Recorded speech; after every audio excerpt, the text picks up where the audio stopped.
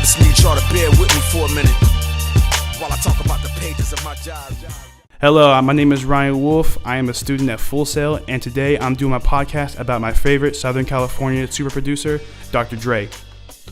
Andre Romelle Young, aka Dr. Dre, was born on February 18th, 1965, and is from Compton, California.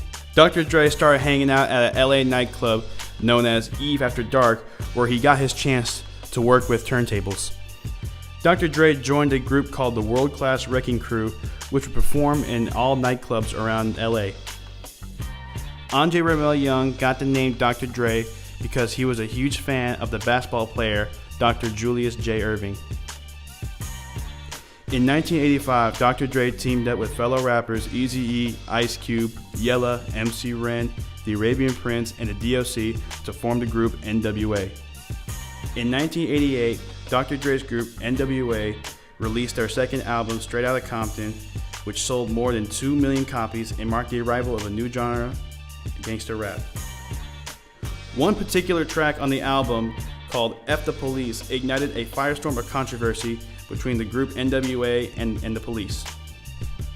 In the late 80s to the early 90s, the group NWA eventually broke up due to internal conflict between the group members. After leaving the group NWA, Dr. Dre started a label called Death Row Records with Suge Knight in the early 90s. While Dr. Dre was in Death Row Records, he would work with great California rappers such as Tupac Shakur and Snoop Dogg. Dr. Dre in 1993 worked on Snoop Dogg's debut album called Doggy Style, and in 1996 he worked on Tupac Shakur's debut album called All Eyez on Me.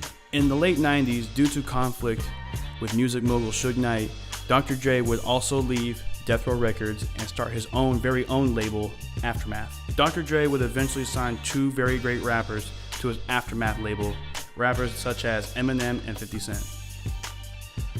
Dr. Dre unfortunately got a lot of bad feedback for signing a white rapper, but he would prove those critics wrong when he helped produce albums such as the Slim Shady LP and the Marshall Mathers LP. Dr. Dre would also work on 50 Cent's debut album called Get Rich or Die Trying in 2003. In 2008, Dr. Dre would expand his hip-hop brand even further when he founded Beats Electronics with record producer Jimmy Levine. Dr. Dre's Beats Electronics would eventually produce headphones such as Beats by Dr. Dre, which was a very huge success. A great marketing strategy that Dr. Dre had was giving out free Beats headphones to the Olympic athletes in the 2012 Olympics. As a result, Olympic athletes were shown wearing Beats headphones. In August of 2015, Dr. Dre would announce his long-awaited third album called Compton. He was inspired to make the album Compton mainly because he would always go to the movie set and watch the making of the biopic Straight Outta Compton. I very much hope you enjoyed listening to the brief history of the great rapper, producer, entrepreneur, Dr. Dre.